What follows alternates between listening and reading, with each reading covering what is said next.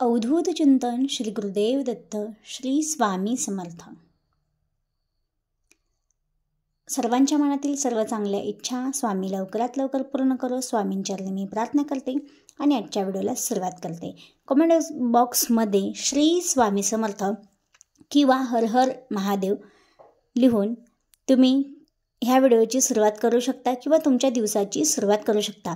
आता तसं तर मला माहिती नाही की तुम्ही हा व्हिडिओ सकाळी बघताय की संध्याकाळी बघताय, पण सगळ्यालाच दिवसाची सुरुवात सुंदर व्हावी, चांगली व्हावी म्हणून सगळ्यांना श्री स्वामी समर्थ या नामस्मरणाने अवश्य करा, ज्यामुळे तुमचा दिवस जो आहे खूप आनंदाचा आणि चांगला जाओ। तर यंदा नागपंचमी 2025 यंदा नागपंचमी आलेली आहे, ती म्हणजे 29 जुलै ह्या दिवशी आहे आणि सगळ्यालाच माहिती आहे भावाचा उपवास हा नागपंचमीच्या आदल्या दिवशी असतो, म्हणजे नागचतुर्थी या दिवशी असतो। तर या दिवशी जो उपवास आहे तो 28 तारखेला आलेला आहे आणि या दिवशी आहे सोमवार सुद्धा, म्हणून भावाचा उपवास जरी आपण सोमवारचं व्रत जे असतं प्रत्येक जणाचं असतं, म्हणजे पुरुष असो, स्त्री असो किंवा महिला असो, म्हणजे कुमारिका असो, अशा प्रत्येक जण श्रावण सोमवार हा करत असतो।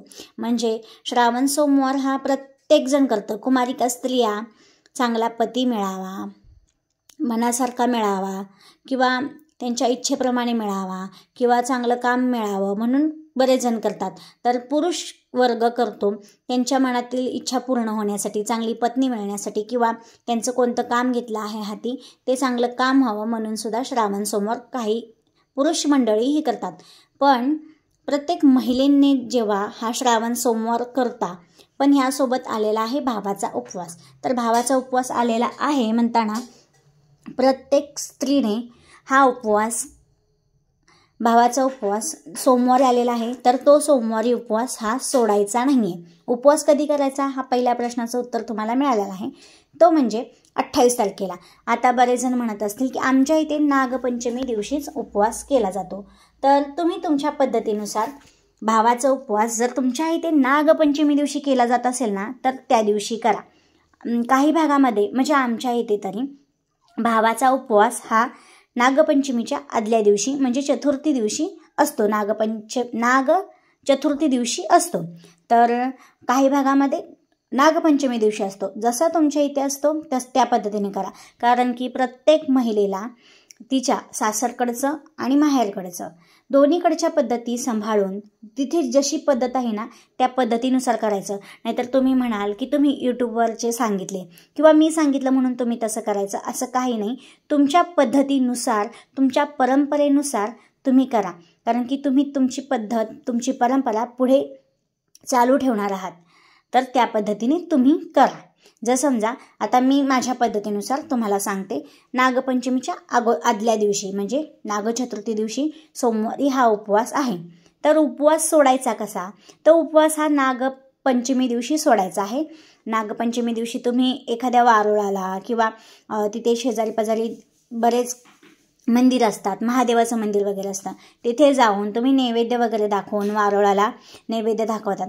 प्रत्येक भागातली वेगवेगळी पद्धत असते। आमच्या इथे ना दिंड करतात, म्हणजे या दिवशी ना बरेच महिला आहेत केस विंचरत नाहीत, नटून थटून अगदी जातात, पण केसाला अजूनही आमच्या आजी सासू वगैरे आहेत ना अजूनही केस विंचरत नाहीत। असे म्हणतात की केस विंचरले की नागोबाच्या तोंडात केस वगैरे जातात, असं म्हणण्याची प्रथा आहे। मग आमच्या पद्धतीनुसार पूर्वीच्या बायका तशा पाळतात, काही जणी पाळतात तर काही जणी नाही पाळत आताच्या बायका। तर आणि तवा ठेवायचा नसतो, भाजायचं नसतं, तळायचं नसतं, म्हणून आमच्या इथे ना करंजी किंवा असे दिंड करतात, चौकोनी पद्धतीचे दिंड करतात। तर ते लाटून घ्यायचे आणि त्याच्यामध्ये पुरणाचं सारण भरून, पुरणपोळीचं जसं सारण असतं ते भरून त्याचे गोलाकार किंवा चौकोनी आकार दिंड करून ते उकडवून घेतो, जसे आपण मोदक उकडून घेतो। तेच नैवेद्य आम्ही नागोबाला वारुळाला दाखवतो। त्याचबरोबर लाह्या बत्ताशाचा पण प्रसाद दाखवतो, दूध दाखवतो आणि धूप दीप फुल वगैरे वाहून आम्ही लाह्याचा प्रसाद वगैरे दाखवून, तो दिंडचा प्रसाद वगैरे दाखवून आम्ही वारुळाची पूजा करतो. यानंतरनं मग घरी येऊन आम्हाला तरी दुपार वगैरे होते, म्हणजे 12-1च्या नंतरनं आम्ही हा उपवास सोडतो. फक्त जोपर्यंत आम्ही वारुळाला पूजत नाही, पहिल्या दिवशी पूर्ण नागचतुर्थी दिवशी पूर्ण उपवास घडतो. दुसऱ्या दिवशी संपूर्ण देवाला वगैरे जाऊन आल्याशिवाय आमच्या इथे उपवास सोडला जात नाही. आणि प्रसाद म्हणून, नैवेद्य म्हणून आम्ही दिंडच करतो. ज्यावेळी वारुळाची पूजा वगैरे होते तर घरी येऊन पुरणपोळीचा स्वयंपाक करून घरच्या देवाला तो नैवेद्य दाखवून जी जीविती म्हणून देवी असतात, जी नागोबाचा चित्र म्हणून मिळतं बघा बाजारात, दुकानात, ते आणून आम्ही घरी लावत असतो आणि त्याचीसुद्धा पूजा करत असतो. ज्यांना बाहेर जायला जमत नाही त्यांनी पाटावरती तांदळाची रास नागोबाच्या ह्यानुसार काढायची आहे आणि त्याचीसुद्धा फूल, दुर्वा, गंध, पुष्प वाहून आपण पूजा करायची आहे. ज्यांना जायला जमत नाही त्यांनी घरीसुद्धा पाटावरती आपण नागोबाचे रांगोळी काढून करू शकता किंवा जीवितीची नागोबाचं चित्र म्हणून मिळतं ते आणून लावून त्याचीसुद्धा पूजा केली तरीही चालते. तर मी माझ्या इथली पद्धत तुमच्यासोबत शेअर केली. आणि जर तुमच्या इथे तशी पद्धत जर नसेल तर घरी तुम्ही नागोबाचं चित्र आणू शकता, ज्यामध्ये बघा लेकरूवाळ्या लेडीज असतात. आणि म्हणजे मी तुम्हाला स्क्रीनवरती दाखवते फोटो. तो फोटो आणायचा, नागोबाचं चित्र द्या म्हणायचं, ते देतात, दुकानातले देतात, तो आणून लावायचा आणि त्याची पूजा करायची षोडशोपचारे.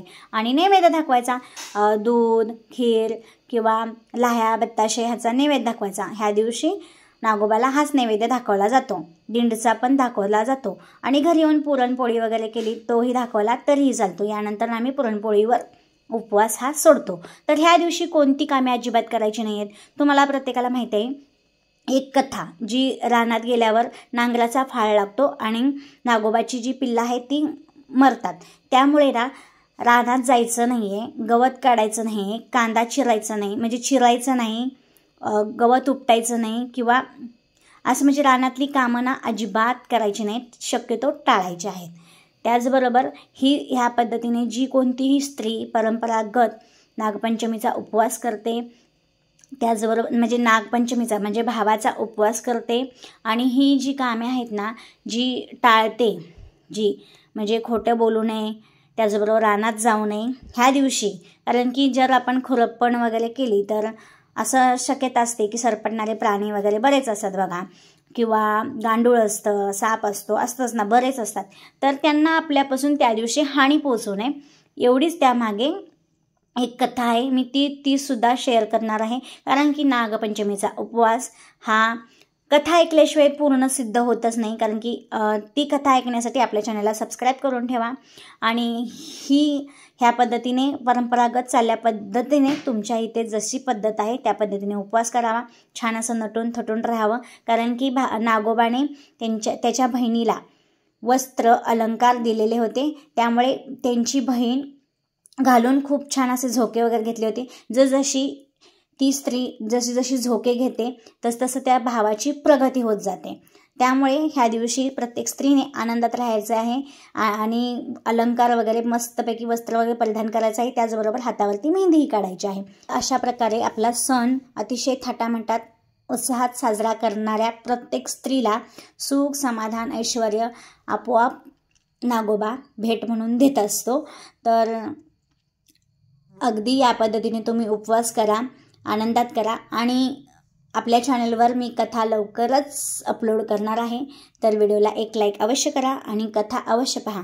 धन्यवाद. भेटू पुन्हा छान महत्त्वपूर्ण माहितीपूर्ण व्हिडिओ घेऊन. किंवा नागपंचमीची कथा ऐकायची असेल तर नक्कीच सबस्क्राईब करून घ्या. श्री स्वामी समर्थ.